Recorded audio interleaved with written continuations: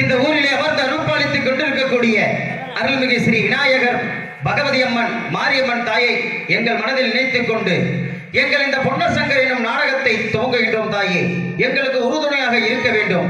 நாங்கள் நடிக்கக்கூடிய இந்த நாடகத்தில் எவ்வித குறைபாடுகள் இருந்தாலும் அதை மன்னித்து அருள் புரிந்து எங்களுக்கு விடியும் வரை ஊக்கமும் உற்சாகமும் கொடுக்க வேண்டும் என்று உங்களை அன்போடு வேண்டி வணங்கி கேட்டுக்கொண்டு எங்களுடைய கதாபாத்திரத்தை துவங்குகின்றோம். தாயே, எங்களுக்கு உறுதுணையாக இருக்க வேண்டும் அம்மா, உறுதுணையாக இருக்க வேண்டும். ஆனாடு கோனாடு அழகு பண்ணி வளநாடு நெல்லிவள நாட்டிலே ஆலாத்த கவுண்டர் மகன் கோலாத்த கவுண்டர், கோலாத்த கவுண்டர் மகன் குன்னுடைய கவுண்டர், குன்னுடைய கவுண்டர் ஈன்றெடுத்த பொன்னர் சங்கர் அருக்காணி நல்லதங்கால் எங்கள் அத்தை மகன் அத்தமில்லையத்தால் காராந்தோட்டி ஈன்றெடுத்த வீரபாகு சாம்புகன் நாங்கள் ஐவருமே இந்த நெல்லிவள நாட்டை சீரோடும் சிறப்போடும் ஆட்சி புரிந்து வருகின்றோம். நாங்கள்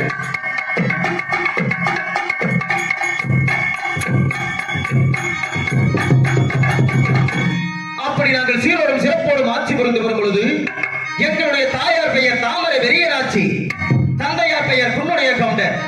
இவர்கள் மேற்கே தவுட்டு செட்டி பாளையம் என்ற ஊரிலே வாழ்ந்து வந்தார்களாம். அப்படி வாழ்ந்து வரும் சமயத்தில் என்னுடைய தாயார் தாமரை வெறியராட்சி அவர்களுக்கும் குன்னுடைய கவுண்டருக்கும் இருவருக்குமே திருமணமாகி பல ஆண்டுகளாகியும் குழந்தை செல்வம் இல்லையா. அப்படி குழந்தை செல்வம் இல்லாத காரணத்தினால் எங்களுடைய பங்காளிமார்களும் உறவினர்களும் அனைவருமே ஒன்று சேர்ந்து என்னுடைய தாயை பார்த்து கேவலமாக பேசினார்களாம். எப்படி என்றால், குழந்தை இல்லாத பாவி கொடும்பாவி, மக்கள் இல்லாத பாவி மாபாவி என்று என்னுடைய தாய் தந்தையர்களை பார்த்து கேவலமாக பேசினார்களாம், ஏசினார்களாம். இதை கேட்ட என்னுடைய தாயார் தாமரை வெறியராட்சி அவர்கள், ஐயோ தெய்வமே, நாங்கள் யாருக்கு என்ன பாவம் செய்தோம், என்ன தீங்கு செய்தோம், எங்களுக்கு ஏன் தாயை இவ்வளவு சோதனை, திருமணமாகி பல ஆண்டுகள் ஆகியும் எங்களுக்கு குழந்தை செல்வம் இல்லாத காரணத்தினால் எங்களுடைய பங்காளிமார்களும் உறவினர்களும் அனைவருமே ஒன்று சேர்ந்து எங்களை கேவலமாக பேசுகிறார்களே தாயே. இந்த வார்த்தையை கேட்டுக்கொண்டு எத்தனை நாட்களுக்கு தான் உயிருடன் இருப்பது என்று எண்ணிக்கொண்டு என்னுடைய தாயாரும் தந்தையாரும் இனியும் இந்த வார்த்தையை கேட்டுக்கொண்டு உயிருடன் இருக்கக்கூடாது என்று எண்ணி என்னுடைய தாயார் தாமரை வெறியனாட்சி அவர்கள் யாருக்கும் தெரியாமல் எங்கேயாவது இறந்து விடலாம் என்று எண்ணி என்னுடைய தந்தை குன்னுடைய கவுண்டரை அழைத்துக் கொண்டு சென்று கொண்டிருந்தார்களாம் என்னுடைய தாயாராகப்பட்டவர்கள்.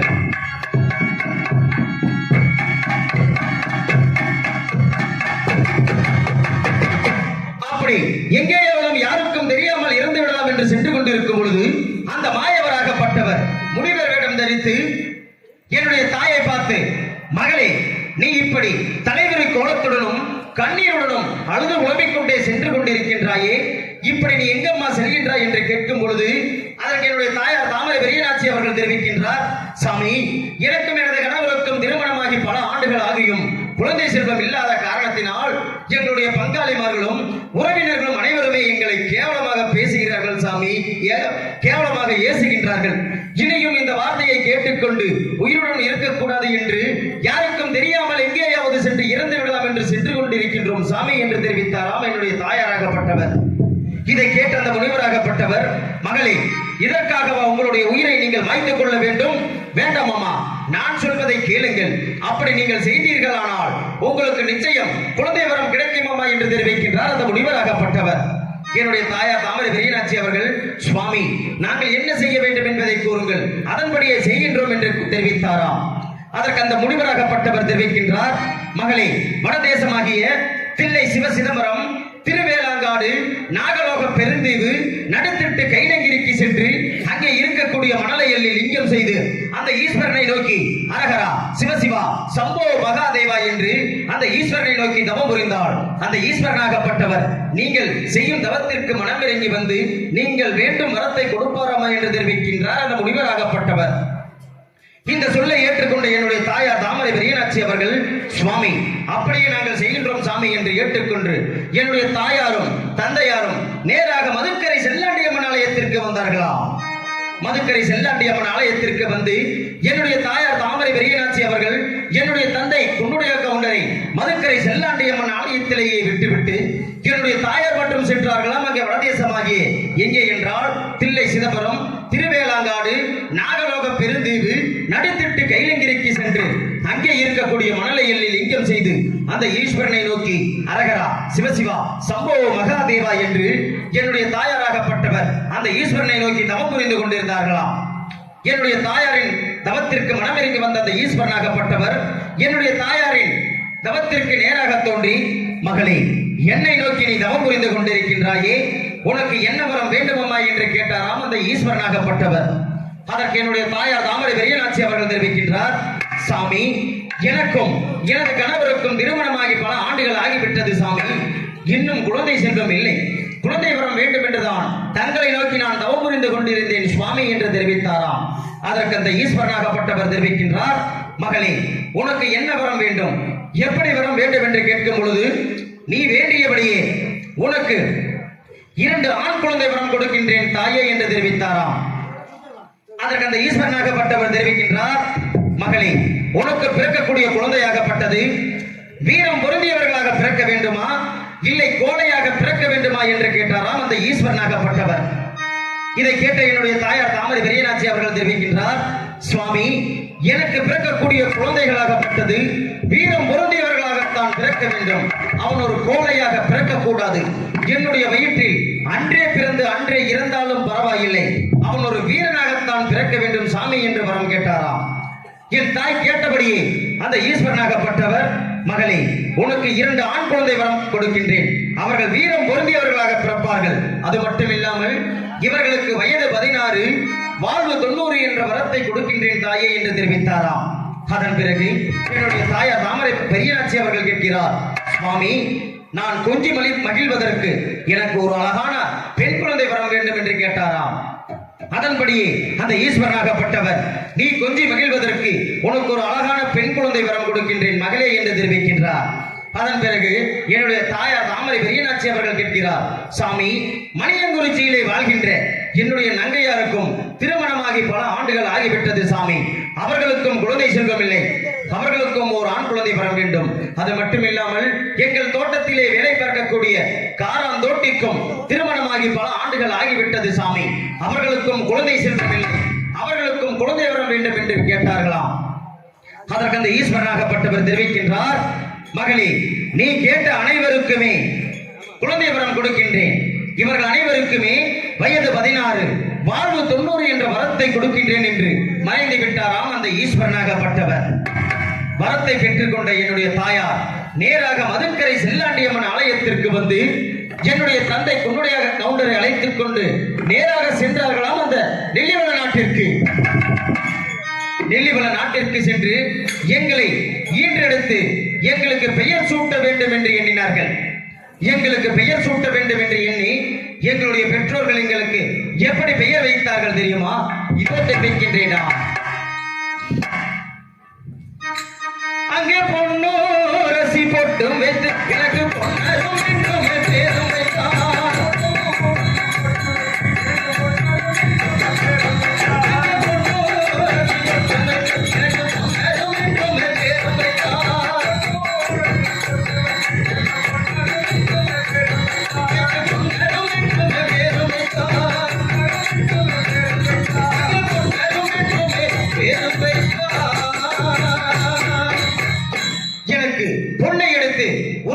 என்னுடைய நெற்றியில் திலகமிட்டு எனக்கு பொன்னர் என்று பெயர் சூட்டினார்கள்.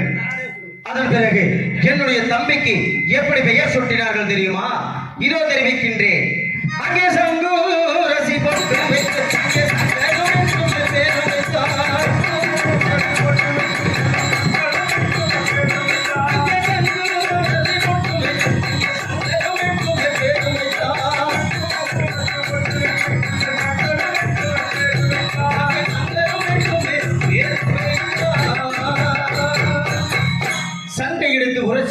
என்னுடைய தம்பியின் நெற்றியில் திலகமிட்டு சங்கர் என்று பெயர் சூட்டினார்கள். என்னுடைய தங்கைக்கு எப்படி பெயர் சூட்டினார்கள் தெரியுமா? இதோ தெரிவிக்கின்றேன். அங்கே தங்கோ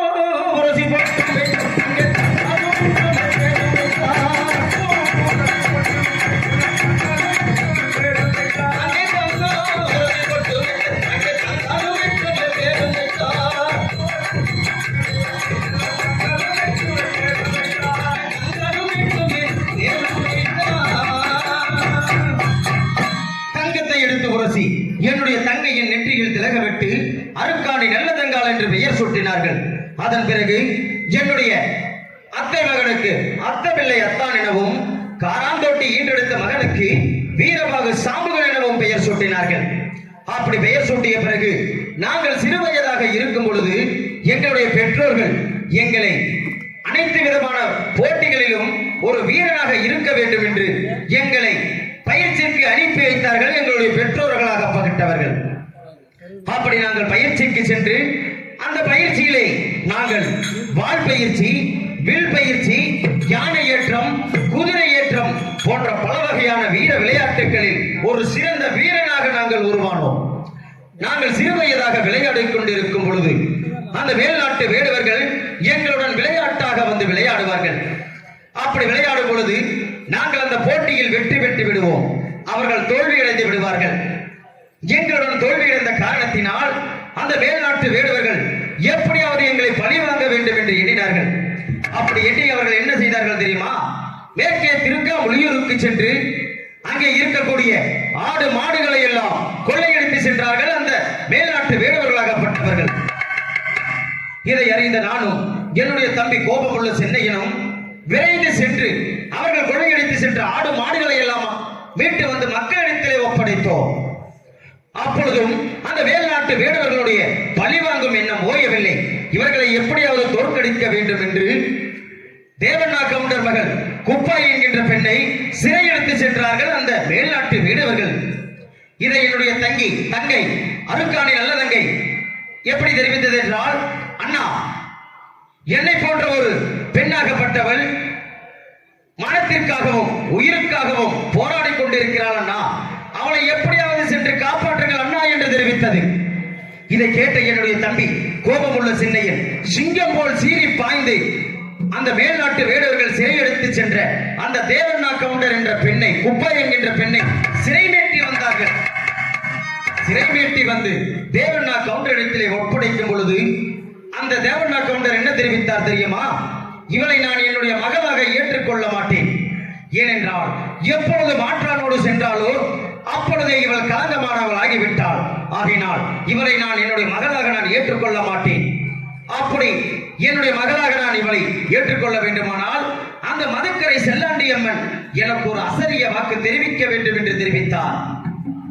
உடனடியாக அந்த மதுக்கரை செல்லாண்டி அம்மன் தாய், அடே தேவண்ணா கவுண்டா, உன்னுடைய மகள் களங்கமில்லாதவள், அவள் உன்னுடைய மகளாக நீ ஏற்றுக்கொள்ள வேண்டும் என்று தெரிவித்தது.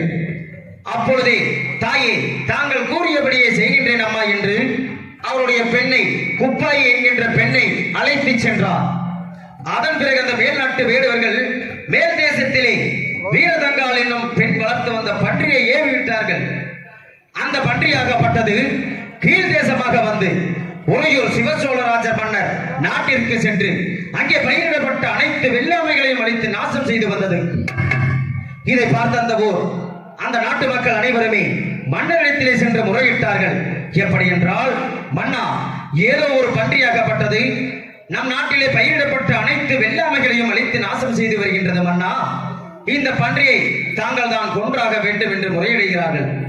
அப்பொழுது அந்த மன்னராகப்பட்டவர் தெரிவிக்கின்றார், மந்திரியை அழைத்து, மந்திரியாரே, ஏதோ ஒரு பன்றியாகப்பட்டது நம் நாட்டில் பயிரிடப்பட்ட அனைத்து வெள்ளாமைகளையும் அழித்து நாசம் செய்து வருகின்றதா? இந்த பன்றியை கொன்றாக வேண்டும். இது யாரால் முடியும் என்று கேட்கும் பொழுது அந்த மந்திரியாகப்பட்டவர் தெரிவிக்கின்றார், மன்னா, நெல்லிவள நாட்டிலே பொன்னர் சங்கர் என்ற 2 வீரர்கள் இருக்கிறார்கள். அவர்களை அழைத்து வந்தால் இந்த பன்றியை கொன்று விடலாம் மன்னா என்று தெரிவிக்கின்றார் அந்த மந்திரியாகப்பட்டவர். இதை ஏற்றுக்கொண்ட அந்த உறையூர் சிவசோழ ராஜ மன்னராகப்பட்டவர் எங்களுக்கு ஒரு லிகிதத்தை எழுதி அனுப்புகின்றார். அந்த லிகிதத்தை கண்டவுடனே நானும் என்னுடைய தம்பி கோபமுள்ள சின்னையனும் எங்கள் வீட்டிலே வளர்க்கக்கூடிய பச்சை நாய்க்குட்டி நாங்கள் மூவருமே சென்றோம் அந்த உறையூர் சிவசோழ ராஜ மன்னர் அரண்மனைக்கு. அங்கு சென்று நான் கேட்கிறேன் அந்த மன்னரிடத்திலே, மன்னா, எங்களை அழைத்த விவரம் என்ன மன்னா என்று கேட்டேன். அதற்கு அந்த மன்னராகப்பட்டவர் தெரிவிக்கின்றார், எங்களுடைய நாட்டிலே ஏதோ ஒரு பன்றியாகப்பட்டது பயிரிடப்பட்ட அனைத்து வெள்ளாமைகளையும் அழித்து நாசம் செய்து வருகின்றது. இந்த பன்றியை தாங்கள் தான் கொன்றாக வேண்டும். அதற்காகத்தான் உங்களை அழைத்தேன் என்று தெரிவித்தார். இதை கேட்ட நான் அந்த மன்னரிடத்தை தெரிவித்தேன், மன்னா, அந்த பன்றியை கொன்றாக வேண்டுமானால் 60 அடி நீளமும் 60 அடி அகலமும் கொண்ட ஒரு பெரிய வேலை செய்து தாருங்கள். அந்த பன்றியை நாங்கள் கொன்று விடுகின்றோம் மன்னா என்று தெரிவித்தேன். அதன்படி அந்த உறையூர் சிவசோழராஜ மன்னர் எங்களுக்கு ஒரு பெரிய வேலை செய்து கொடுத்தார். அந்த வேலையை எடுத்துக்கொண்டு நானும் என்னும் என்னுடைய தம்பி கோபமுள்ள சிந்தையிலும் எங்கள் வீட்டிலே வளர்க்கப்பட்ட பச்சை நாய்க்குட்டி மூவருமே சென்றோம் அந்த பன்றி இருக்கும் திசையை நோக்கி.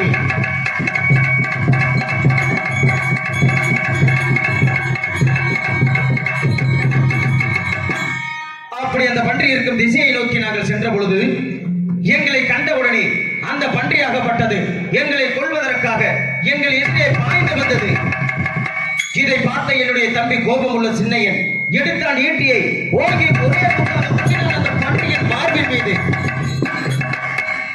அந்த பன்றியின் மார்பின் மீது குத்தியவுடன் அந்த பன்றியாகப்பட்டது வீர் வீர் என்று கத்தியபடி வீர தங்காளுக்கு அபயம், வீர தங்காளுக்கு அபயம், வீர தங்காளுக்கு அபயம் என்று வீர் வீர் என்று அலறியபடி வந்தது. இதை கேட்ட என்னுடைய பச்சை நாய்க்குட்டியாகப்பட்டது அந்த பன்றியினுடைய வாய்க்குள் புகுந்து பெருங்குடல் சிறுகுடல் அனைத்தையும் பீத்துக் கொண்டே வெளியே வந்தது. அதன் பிறகு அந்த பன்றியாகப்பட்டது கீழே விழுந்து இறந்து விட்டது. இந்த பன்றியை கொன்றதற்காக அந்த உறையூர் சிவசோழராஜ மன்னர் எங்களுக்கு ஒரு பட்டயத்தை எழுதி கொடுத்தார். எப்படி என்றால், கல்லுக்கு தெற்கே, கடற்கரைக்கு வடக்கே, பள்ளத்திற்கு மேற்கே, சோழன் மதுக்கரைக்கு கிழக்கே என்று சொல்லப்பட்ட இடத்தை எங்களுக்கு பட்டயமாக எழுதி கொடுத்தார். அன்று முதல் இன்று வரை நாங்கள் இந்த நெல்லிவள நாட்டிலே ஒரு சிற்று அரசர்களாக வாழ்ந்து வருகின்றோம். அப்படி வாழ்ந்து வரும் சமயத்தில் நேற்றைய ஸ்தலம் எங்களுடைய அரண்மனையை நாடி மேல் தேசத்தில் இருந்து செக்கனம், திருக்குறணம், மறைக்கொழுந்து, மார்வேந்தன், மாணிக்க தட்டாத்தை ஈண்டெடுத்த செம்பகுளம் ஆசாரியாகப்பட்டவன் எங்களுடைய அரண்மனையை நாடி வந்தான். எதற்காக என்றால், அவன் வருடம் ஒரு முறை அந்த உறையூர் சிவசோழராஜ மன்னருக்கு பொன் அளப்பதற்காக பொன் மரக்கால் செய்து கொண்டு செல்வது வழக்கமா. அப்படி அந்த மரக்காலை செய்து கொண்டு வரும் தருணத்தில் எங்களுடைய நெல்லிவள நாட்டு அரண்மனைக்கு அருகாமையில் வரும் பொழுது சூரியன் அஸ்தமனமாகிவிட்டதால், சாமி, நான் அந்த உறையூர் சிவசோழராஜ மன்னர் அரண்மனைக்கு செல்ல வேண்டும். அப்படி செல்லும் பொழுது தங்களுடைய நெல்லிவள நாட்டு கோட்டைக்கு அருகாமையில் வரும் பொழுது சூரியன் அஸ்தமனமாகிவிட்டது. சாமி, இன்று ஒரு நாள் மட்டும் தங்களுடைய அரண்மனையில் தங்கி இருந்து செல்வதற்கு எனக்கு அடைக்கலம் கொடுக்க வேண்டும் சாமி என்று கேட்டான். அதன்படியே நானும் அப்படி ஆகட்டும் செம்பகுளம் என்று தெரிவித்தேன். அதன் பிறகு அவன் கையில் வைத்திருந்த மரக்காலை என்னிடத்தில் கொடுத்து, சாமி, இந்த மரக்காலை தாங்கள் வைத்திருந்து தாங்கள் பஞ்சனை மத்தைக்கு அருகாமையில் படுத்திருக்கக்கூடிய சுடர்விட்டு எரியக்கூடிய சூடாமணி விளக்குக்கு அருகாமையில் வைத்திருக்க வேண்டும் சாமி.